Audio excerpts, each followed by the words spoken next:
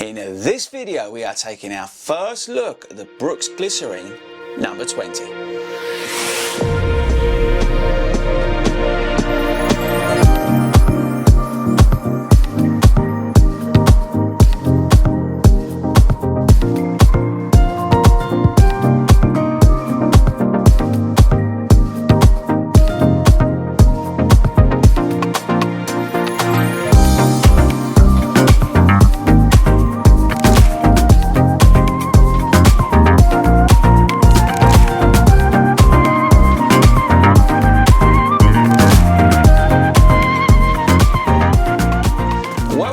To 40 runs. Now, how are we all doing, people?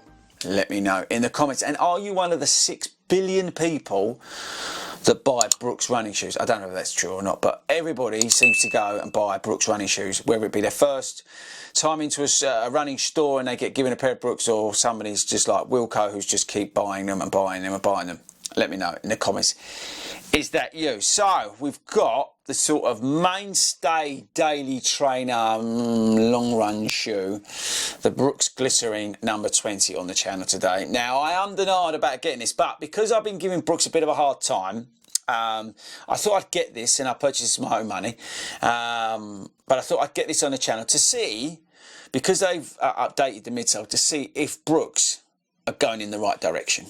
So before we start, let's get the stats and features done. We've got the brand new DNA Loft version 3 in the shoe. I'll come on to that. It's nitrogen infused. Let's weigh it up. Wait there. Scales playing up. Right, scales are back. 11.25 ounces, and that's what, 300 and something grams in it. 318 grams. We've got a new-ish upper on it.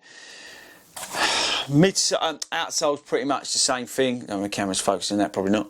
What else? That's probably about it. The shoe's got, let me have a look at my notes, 10mm drop. Yeah, we've got the air mesh upper, they're calling it. Fits true to size. It actually feels a little bit wider than normal. Maybe that's just my imagination. You've got plenty of foam around the heel. On the shoe, it's super plush in terms of fitting and how it fits around your foot in terms of comfort. I would say straight away that for Brooks shoes, they are just, in fairness to them, and I hammer Brooks for looking like they're from 1987, but they are so comfortable. Whatever you say, they are just so comfortable, Brooks shoes. But this looks like another pair of Glycerins. So I'm going to put something up on the screen, which is a version of the Glycerin that's, I think, is it 15? I can't remember which one it is. Let me know in the comments, do you think it looks the same? I'd be interested to know. Forget the red corners on here, but does it look the sime? I think it looks basically the same shoe. The evolution note on this shoe is interesting. The new nitrogen infused, now nitrogen infused is the process in which they make the midsole and what they do to it.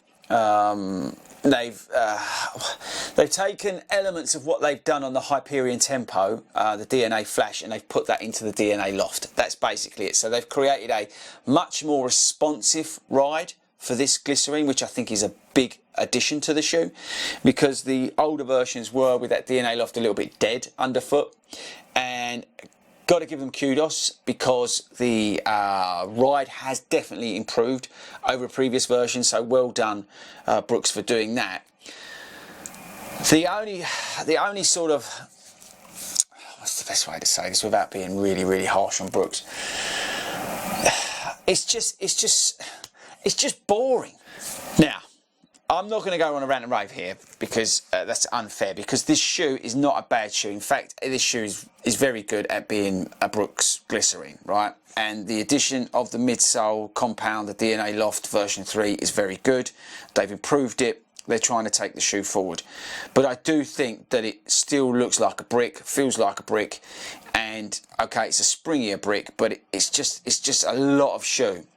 When you're looking at a daily trainer, when you're looking at maybe a daily trainer that you want to be able to use on those longer runs, maybe more specifically on those longer runs, you look what else is out there. There's a lot more options out there at probably in better value as well. £150 for the Brooks is a lot of money, I think.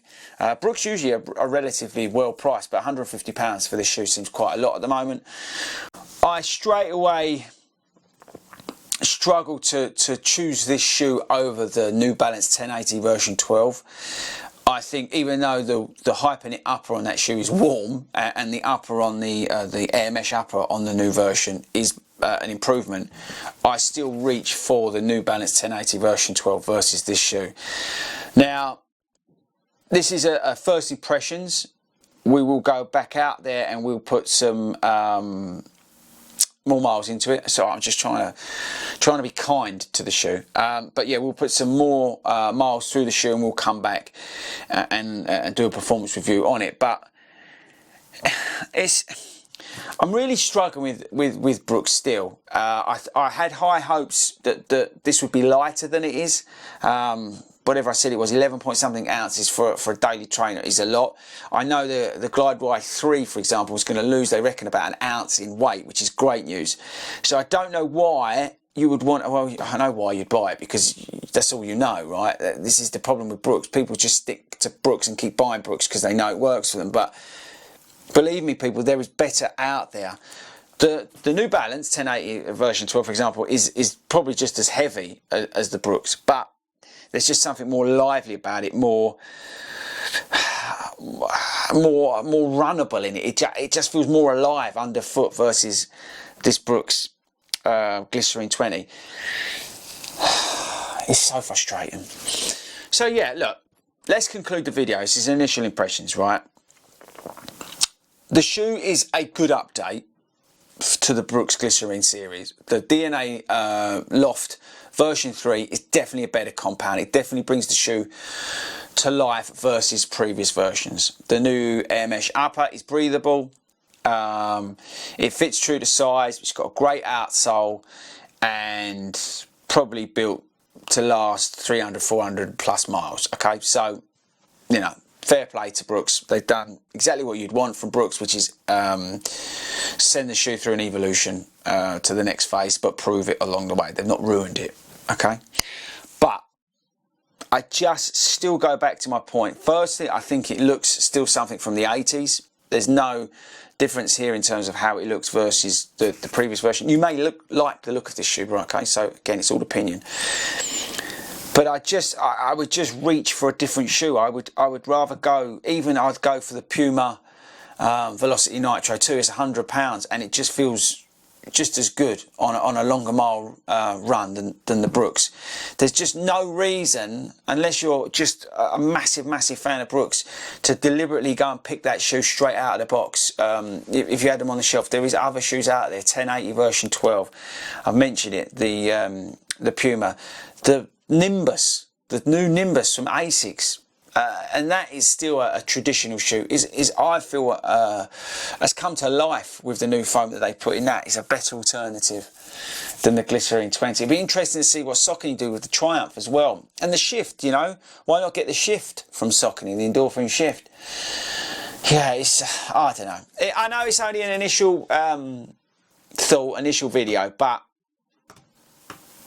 yeah, they've just done the same again, haven't they? They've just brought the same shoe out, slightly tweaked it, but it's effectively the same thing. I just can't get excited about Brooks, guys. I'm sorry.